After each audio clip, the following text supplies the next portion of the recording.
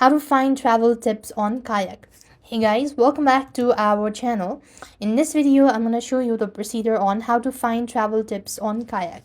To find the travel tips on kayak, you should primarily use the KAYAK Newsroom blog and its dedicated travel guide search.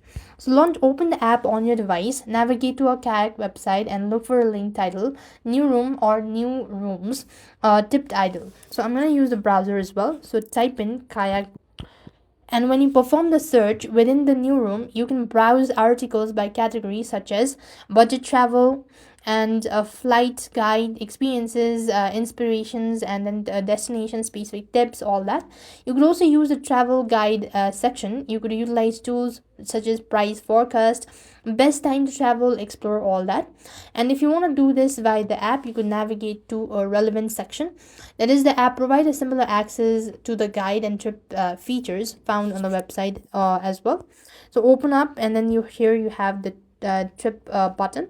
You could then use the trip feature to organize their itineraries and receive real-time flight status alert and other relevant notification as well. So this way you should be able to find travel tips on kayak. I hope the video was helpful.